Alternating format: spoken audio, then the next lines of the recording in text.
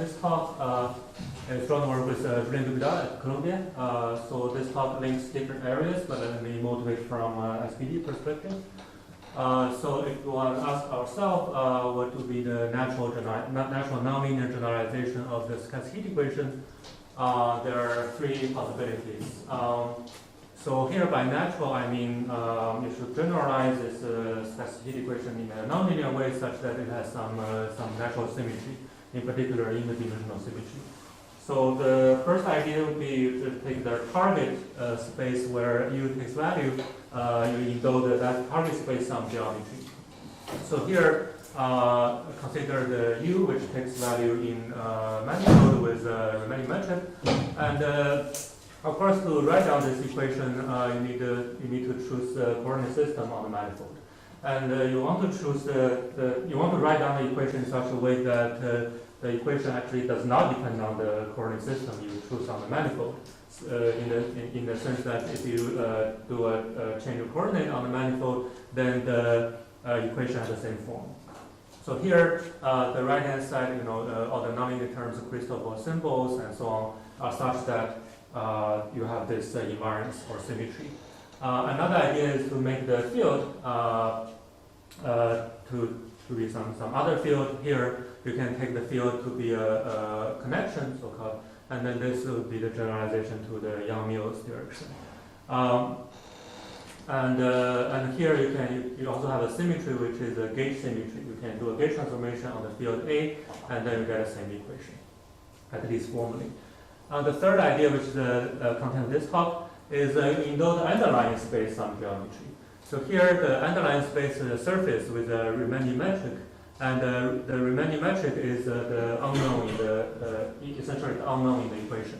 So here, when you have a metric on the underlying surface, it matters what you mean by the Laplacian, right? So now the Laplacian should be the Beltran Laplacian for the Riemannian metric G. And also the phi is essentially the G, in the sense that actually the phi here, well, you fix a reference metric G naught, this does not depend on time, then this evolving metric is so-called conformal to this fixed reference metric.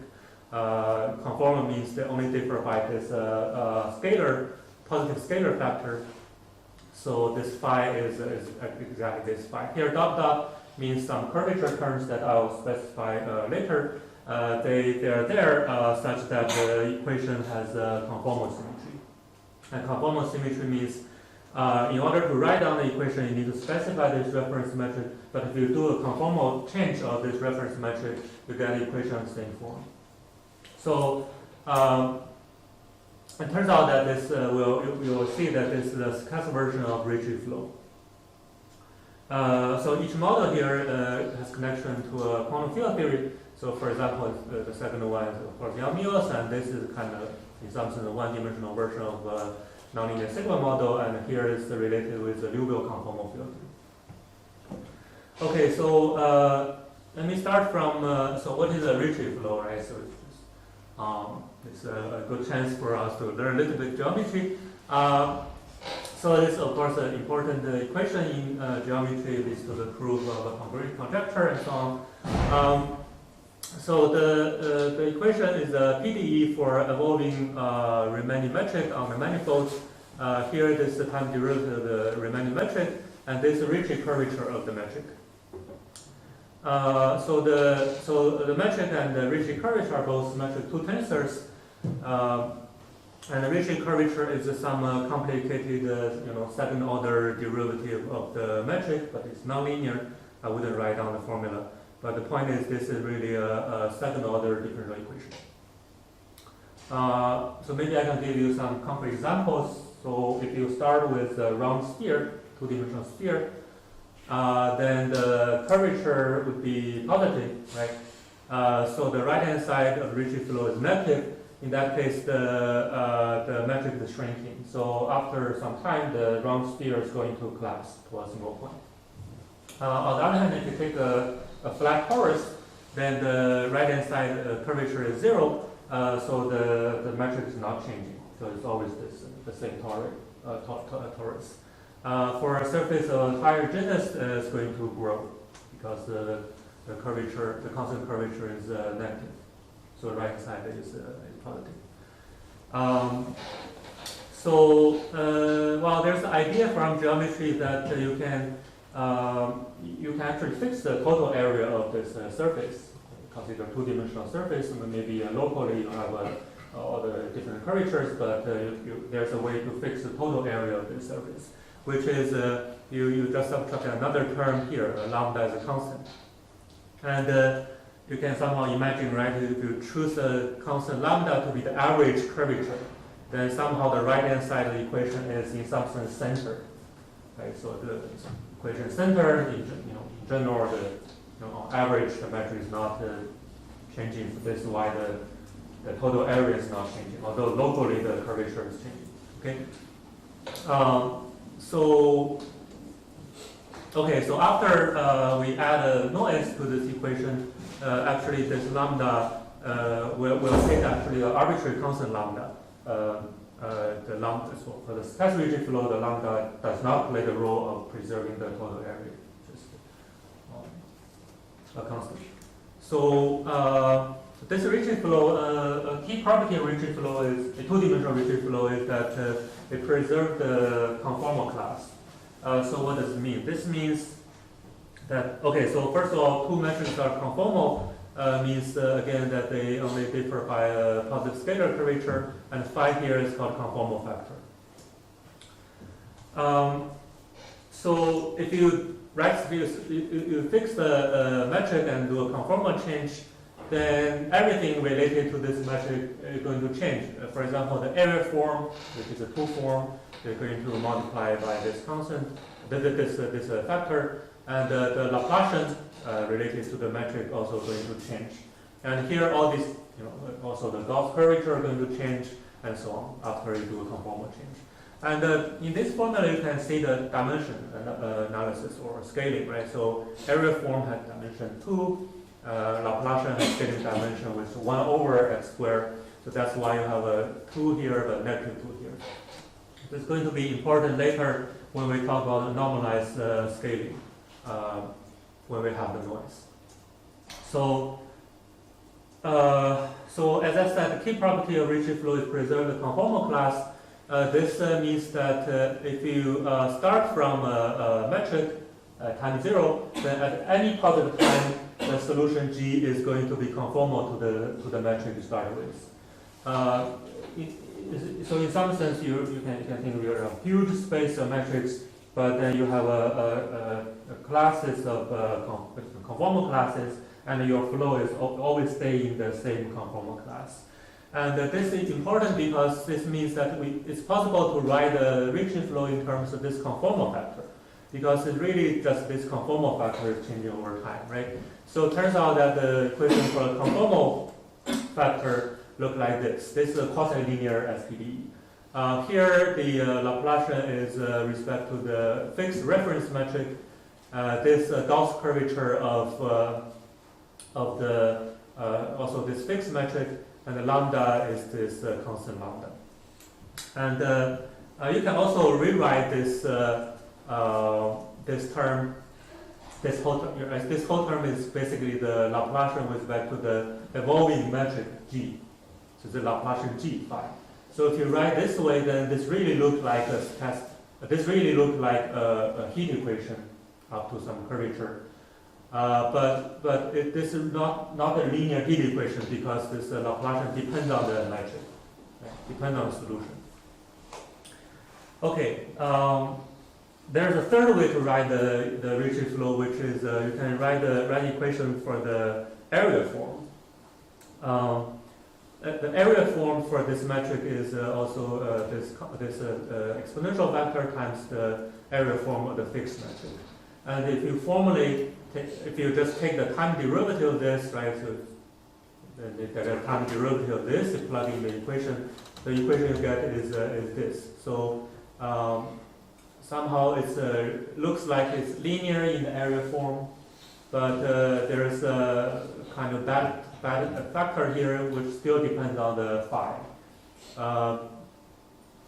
There's no nice way to get rid of it. Well, you can somehow write phi as a log of A, but it's there. Okay, so we're going to focus on the phi equation and area form equation, and never directly work with the metric equation. Okay. So important fact we're going to use is this Ricci flow. Well, this flow in terms of conformal factor on the surface actually a gradient flow for the Liouville action. This is the so-called Liouville action,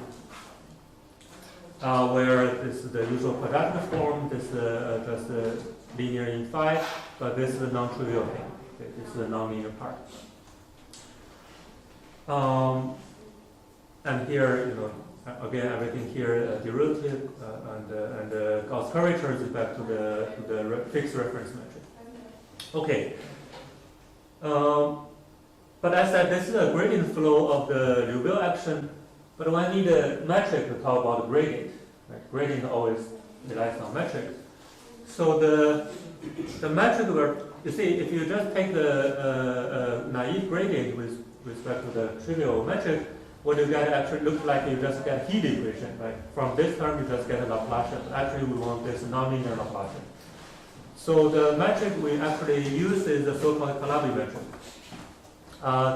So somehow imagine you have an even dimensional space of all the metrics in the same conformal class, parameterized by this conformal factor phi. Then at each point, right, at each metric, you have an even dimensional tangent space where two tangent vectors have the following scalar product. It's L2, but with respect to the area form of this metric, of that point you fix on the infinite dimensional space. Okay, so the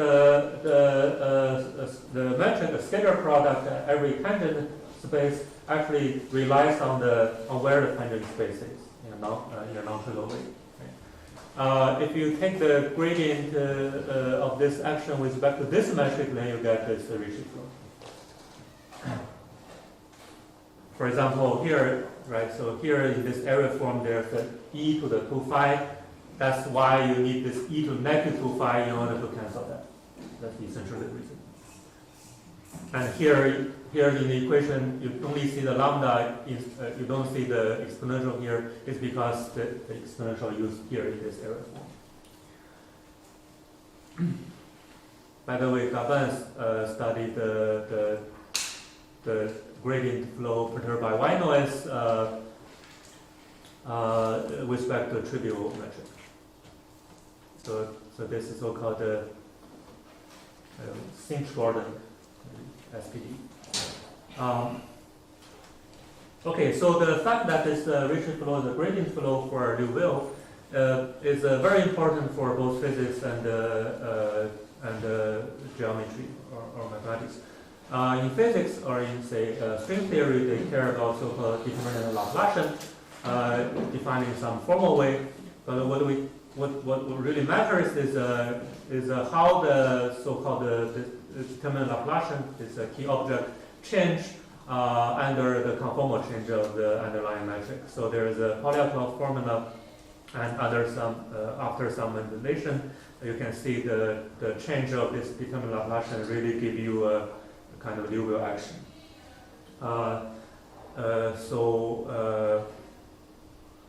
Right. So in mathematics, there's an important paper here with a title called "Extremos of Determinant Laplacian." Give a perspective that, right, so in geometry you want to prove something called a uniformization theorem, which says in every conformal class there's a unique constant curvature metric. So the fact that this is gradient flow allow you to run the flow starting from some non-constant curvature metric, and in the end you convert to a uniformization metric. It's a dynamic approach of a new proof. Okay, so this is about the Ricci flow. The idea is to add some noise. The noise we add to the equation should be, in some sense, an intrinsic Y noise. What it means is, so usually, if you forget about the G here, Usually, by saying a noise is white, it means you test against the smooth test function, take the second moment is equal to the L2 of the test function. This is the definition of white noise. But here, we want to find a white noise such that if you test against the test function and integrate, right, integrate with respect to the area form of this metric, and this, again, this metric is unknown in the question, right, is equal to the L2 of this test function f, and then the L2 is again with respect to this metric G. Okay, so this means our noise is white with respect to this metric G. And how do we find such a noise? It turns out that suppose you fix a reference metric. Let's say this is just Euclidean metric, for example, right? Then this Cauchy 0 is the white noise with respect to this, and then you can just define the Cauchy G to be e to the minus phi, where phi is again the conformal factor between G and G0. If you define your Cauchy G formally in this way, then this relation actually holds. So this is the noise we want to add to the equation. So the equation is driven by this noise where sigma is some constant. Okay. Of course, this equation is formal because in 2 dimensions, phi is the distribution. So first of all, e to the distribution has a problem. Then the product here and the product here all have problems. So this stochastic equation can also translate to an equation in terms of area form or the Riemannian metric. For example, in terms of area form, it's a multiplicative noise. Okay? So it's area form times this noise. Okay. So the question is how to make sense of the equation. So for those who know the Gaussian multiplicative chaos, you know that in probability there's this important object called GMC, which is the exponential of a Gaussian free field. So since we have this exponential, you might think, yeah, right. So it's natural to think that this somehow you should interpret this exponential as some sort of GMC. So the GMC is rigorously defined in the following way. So you first smooth this Gaussian free field. So now X is really the stationary Gaussian free field with covariance being inverse Laplacian, and then gamma is another parameter. So to take the limit of this exponential, you need to renormalize by multiplying this constant, this vanishing constant. We also, by the way, we also studied the Stein-Gordon question in case you know that in that case it's I of x, where this constant is a divergent constant. But here is a vanishing constant. So this limit has been shown by many people, especially more recently it's shown that this limit is actually almost sure limit. This is very important because once you know this limit is almost sure, you can essentially, for any deterministic field X, you kind of have a deterministic GMC, right? So here, our phi here is not necessarily a Gaussian free field, but you can think of phi as some, almost sure element from the distribution space, so that you can talk about the DGMC correspond to this phi. Also, the GMC, I need to mention the GMC has a properties, a shift property, that if you shift by f, well, if this is exponential, of course you get this, but this is not exactly the exponential, but you still have this. And more recently, there's an inverse property proved by Berstich, Sheffield, Sun, which is actually surprising, which says that you can invert this map, right? So for every GMC, you can almost surely determine a Gaussian free field from that. The reason that this is important for us is we're going to make sense of the area form equation, where it depends on the phi. So you need to have some some inversion map, right? Which for every a here you get phi. Okay. So right. So next is right. So next we're going to talk about the conformal invariant, right? Yeah. Unfortunately, there in probability now there's a recent construction of the quantum Liouville, and now in geometry or Ricci flow context, this basically there are two sets of notations. Here the field is called x, the parameter is called q, mu, gamma, but here the field is called phi, lambda, sigma, and so on. But it's up to the same up to elementary transformation. So actually, maybe rest of the talk I sometimes talk about this notation, sometimes talk about that notation. Okay, so I just write two notations here. Both are Liouville actions. Okay, so what's conformal invariance? I already mentioned a little bit before, but basically it means that you see everything here: the gradient, the Gauss curvature, and the area form depend on the reference metric we choose. But you should say, okay, this action should be independent of whatever reference metric you choose, right? So this means if you take another reference metric conformal to this one, then this action should be invariant. I can briefly explain to you why this is invariant. So first of all, this quadratic term is invariant because the change of this gradient here, or the Laplacian here, cancel with the change of the area form. That's the reason. And then for the second term, this Gauss curvature transforms in this way, where the psi here is this psi for the change of the reference metric. Okay? So you can see there is a new term. So besides the Gauss curvature, there is a new term which is the Laplace of psi. So the question is how to somehow cancel this. We have to make sure the invariance, right? How to cancel this Laplacian? Well, this is a quadratic part, right? So you can just shift this field x to observe this linear term from Laplacian psi times x. So I didn't write down the shift, but you can imagine, right? You can even shift this x to observe this linear term. But then the shift of this field will change the last term here. The last term here depends on the gamma, the mu, right? But this shift depends on the q. So you can somehow imagine, I skip some details, you can imagine that in order to have invariance of this action, there should be some relation between this q, right, where determine the shift, and the gamma. So this action turns out to be invariant only if q is equal to 2 over 2.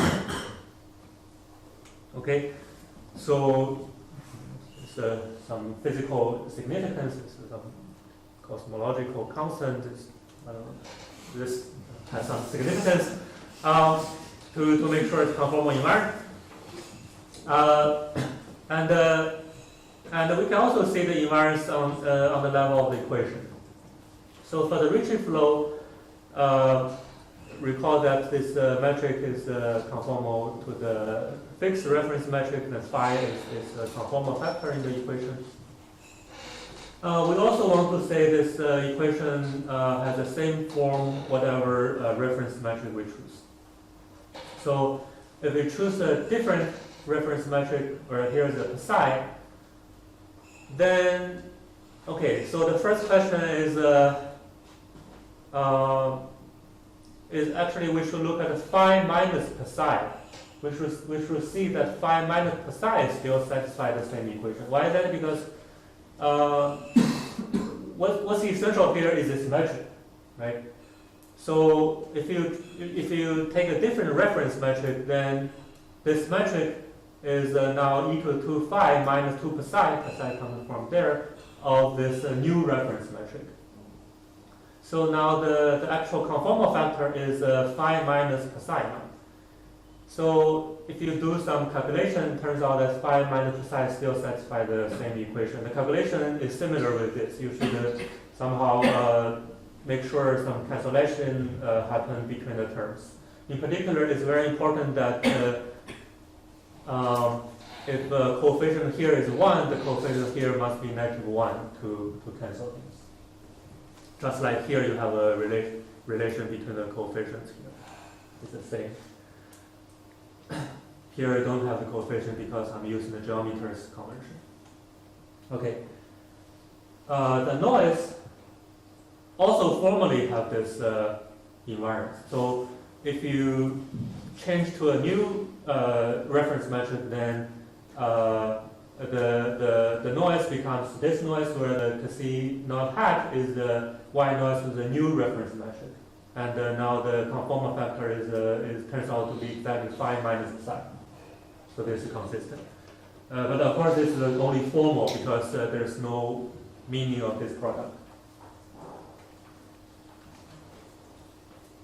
So far, I haven't quantized or haven't made things stochastic. After quantizing this Liouville theory, or the quantizing just means that you want to define this measure of E to the Liouville action, this measure living on the spatial fields, right? Just like phi 4 measures, Liouville measure. And this was constructed by a series of papers for different geometries. And a very non-trivial fact here is that the quantized Liouville is only conformal invariant if Q is equal to this new value. So the relation is different here.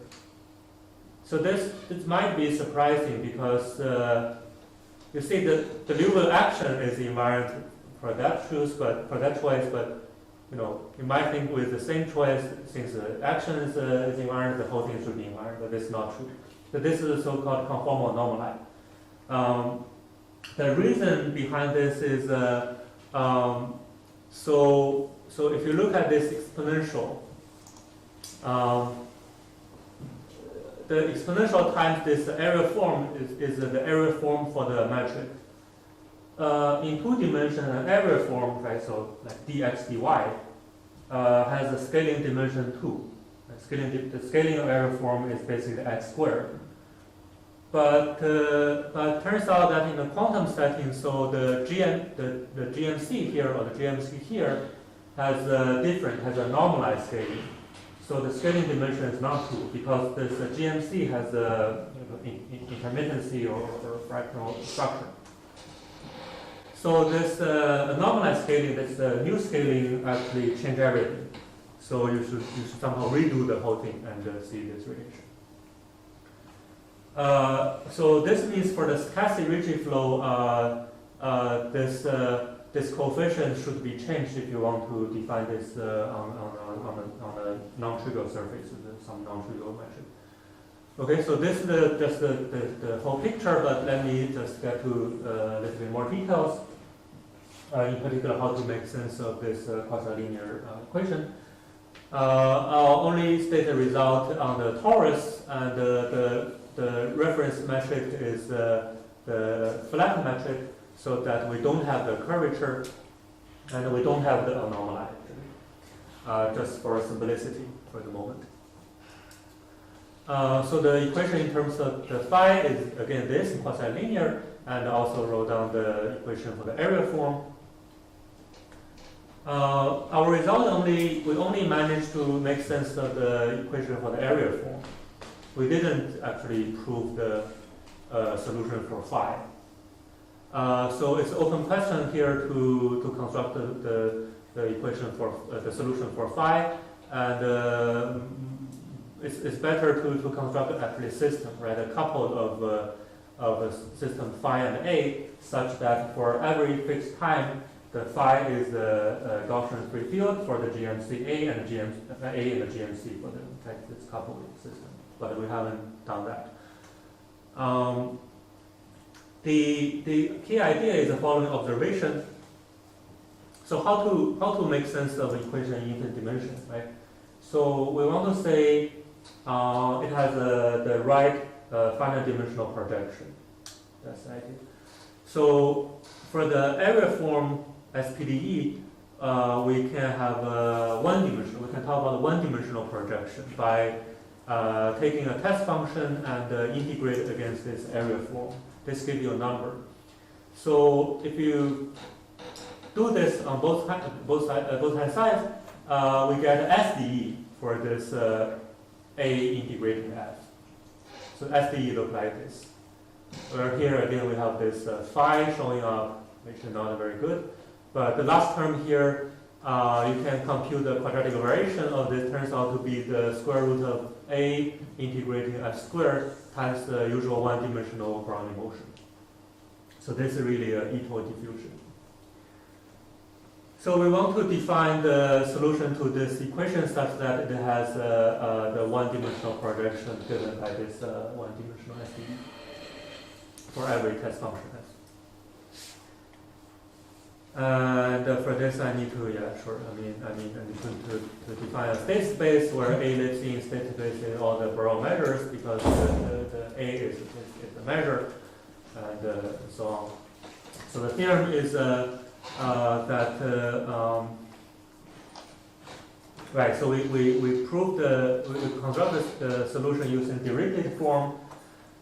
So for Dirichlet form, strongly relies on the fact that this invariant measure, this quantum Liouville, has already been constructed.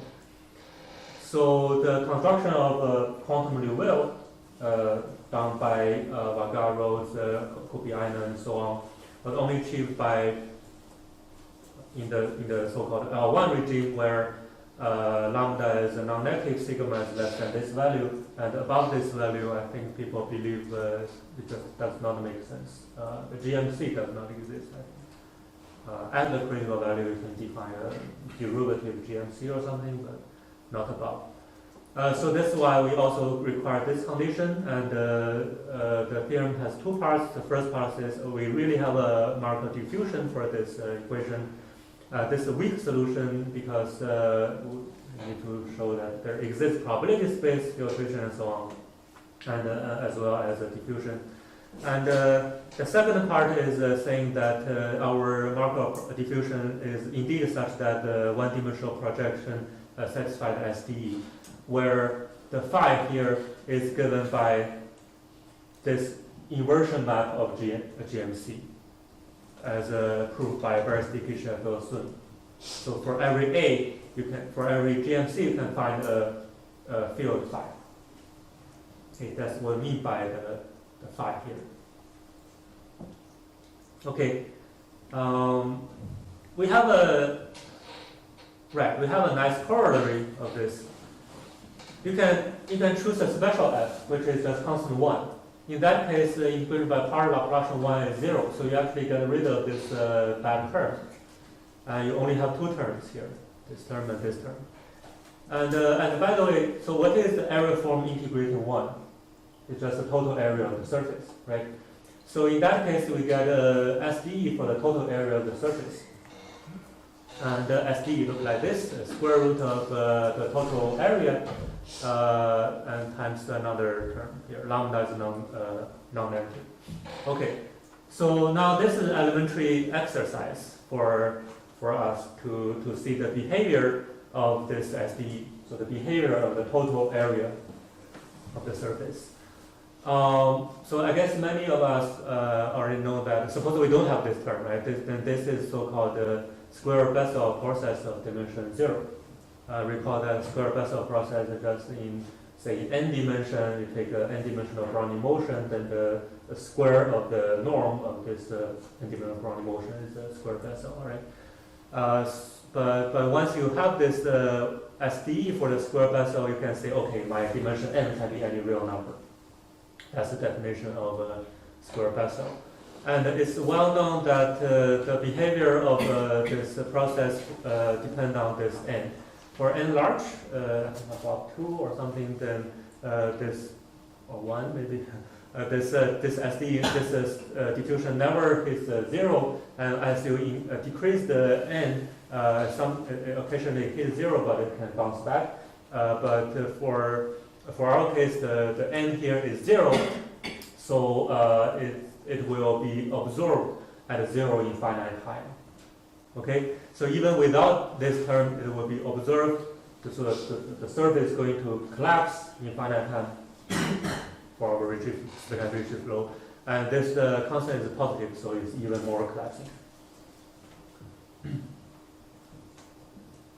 All right, so that's the corollary, collapsing in finite time. But maybe some of you already wonder that, we have an invariant measure, which is the Liouville.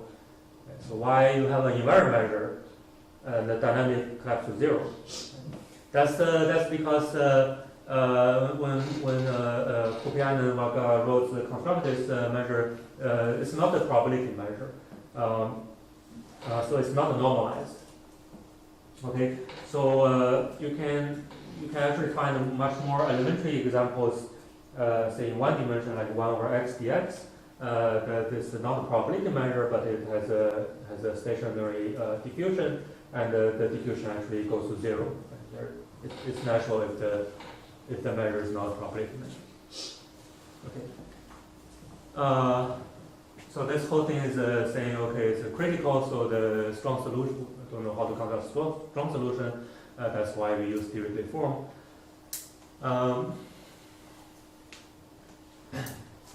I guess not everyone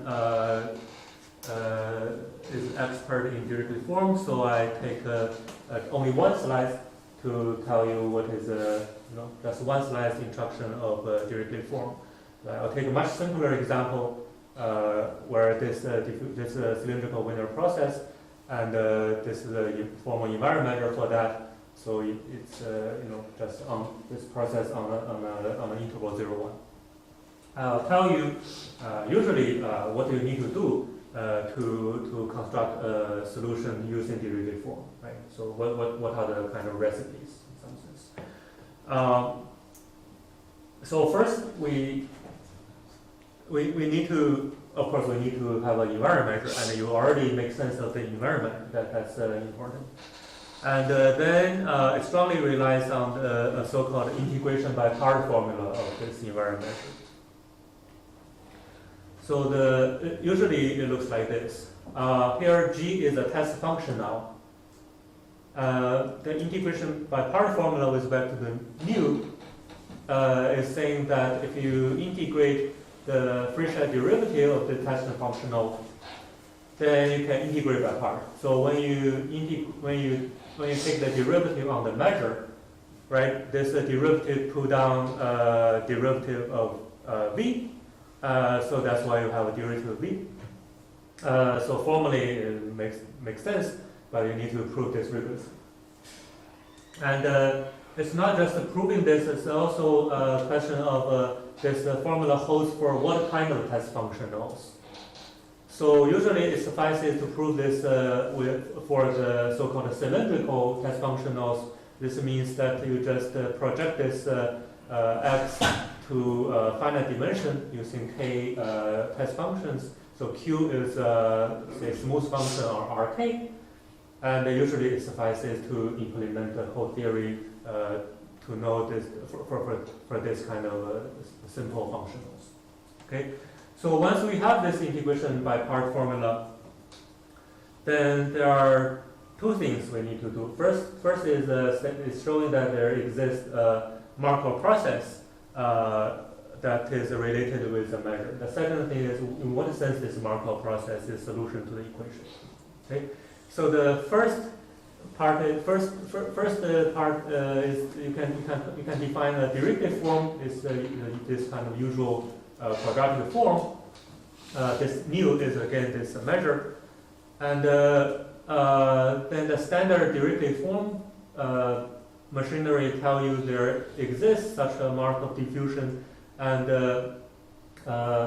this diffusion is associated to this measure or to this Dirichlet form in the following sense. In the sense that the generator of this Markov process satisfying this. So this is an infinite dimensional generalization of df dg is Laplacian f g, right? So now we have a Markov diffusion, but in what sense satisfy this equation? It's in the sense that it again has a right one-dimensional projection. So to make sense of this, you need the following semi-Markov decomposition. In this context, we call it Fukushima decomposition, which says for any test functionals acting on the process, decomposed to a martingale plus a drift. The martingale has explicit, essentially, the quadratic variation is this Dirichlet form, and this drift is given by this generator. So now with this decomposition, you can project to one dimension. You can just take a basis of this Hilbert space, project to this, right? And this is a one-dimensional thing. And you apply this decomposition. And then you compute the quadratic variation for the martingale in this case and the drift in this case. And you can see, for example, the martingale is for this case exactly the one-dimensional Brownian motion, which is what we expect, right? What the one-dimensional projection should be. Okay, that's the idea of Dirichlet form. But in our case, this does not directly apply. There are a lot of caveats. For example, our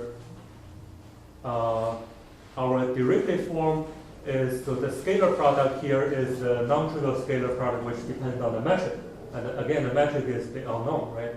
And also the integration by part formula here is proved. We must prove the integration by part formula with respect to a much more complicated test functionals, where it's not just simply project to finite dimension. Okay, so there are a lot of tweaks.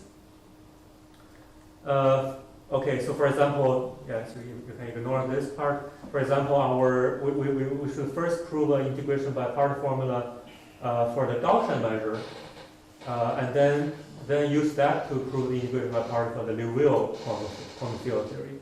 And the test functionals are given by the following. So you actually take again k test functions, but it's not just integrating the phi against the test function. It's actually take the GMC of the phi and then use the GMC to integrate the test function. So that's because we want to make sense of this equation for the area form. The area form should be thought of as a GMC, right? So basically you want to, so the difficulty here is basically you want to go back and forth between Gaussian free field and GMC. In other words, the conformal factor and the area form. So that's why we often use this result to go between the Gaussian free field and GMC. And the test function must be the. So to prove, so basically you need to show the derivative of this class of test functionals makes sense, and everything here are integrable. Right? It's not clear at all. This infinite dimension should be integrable, but we managed to prove that in a series of lemmas. Okay, skip the details. And so the Dirichlet form is not just the scalar product dg/df, but the scalar product is the L2, where the L2 is with respect to the GMC. Okay, so only this kind of Dirichlet form generates the right Markov process. Okay, actually, if you want to look at, I mentioned this result got banned. The Sinch-Gordon equation, of course, you use the regular structure to prove the strong solution, but if you would use the Dirichlet form, it would be the trivial L2 showing up in the Dirichlet form. Okay, and then again you put this the usual recipe like Fukushima decomposition and so on, and it turns out that indeed this Markov process satisfies the right one-dimensional projection, the SDE we mentioned before. Okay. So that's the proof, and so I don't have time to talk about the general. So on the general surface, you should really take care of the conformal anomaly. So the right dynamic is not the form of the naive dynamic we write down. So there should be a non-trivial change of this coefficient here, because everything here, right? So everything here relies on the invariant measure, but the invariant measure at this conformal anomaly. So for our dynamic, we should do the corresponding tweaks. So if you work in this business of conformal field theory or Liouville, people always talk about insertion of vertex operators, which means inside this Liouville conformal field theory measure, you can insert some observables like this and talk about correlations of such observables where alphas are some real parameters. And now with these observables, correlation or the class integral are bounded, integrable, if and only if the so-called Seiberg bound is satisfied. So here is the Euler number, and the Q is again the constant, cosmological constant. And so what does it mean in terms of the Stochastic Ricci flow? It means we put some delta functions on the right-hand side of the equation. And now with this new term, you can again derive the flow for the total area. And it turns out that the condition for the total area to not collapse to zero is exactly the Seiberg bound here. So everything actually matches. Here, the Seiberg bound ensures that the measure becomes a probability measure in some sense. Here, it's not hitting zero, not collapsing to zero. Okay, yeah. So thank you for the nice compliments.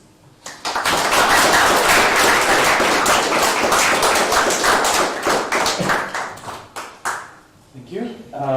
Any questions? So in your main research, you construct Markov diffusion. Do you have unicity for this Markov? You don't. You just have existence, no, but uniqueness. We haven't got ergodicity, Okay. but it's a nice question, and maybe it can be done actually. Because, it can be doable with as a moment out of reach of the techniques. Yeah, I haven't seriously thought about it. With Dirichlet form, I don't know. Maybe some people who know more about Dirichlet form than me. And of course, if you have a strong solution, you can use the result of, say, higher Martinelli maybe. But I'm not quite sure. I haven't seriously thought about it. I was just curious if you are working on that, or if you have like some progress in it. Or we haven't worked on this. You're welcome. Any other questions? So I didn't quite understand. So if you don't have these vertex operators, then this measure is not a probability measure. Then if you put it in, it becomes a probability measure as long as you have these bounds. Right. So why? So basically, without the insertion, without this, if you only integrate the exponential of the Liouville, that's infinity. That can be seen by, you just pretend that there's a phi, the field is a number. Even that, you can see this integral is divergent. Because it's just exercise, so integral of e to the e of x, the thing about that is it should be infinite. But if you integrate e to the Liouville times a product of this kind of thing, you can imagine, right? So maybe if the alpha is really large, then somehow it counter the e to the x or something. So there should be a range of alpha such that this integral is finite, and that's called the Seiberg. Other questions? If not, then let's take 5 minutes.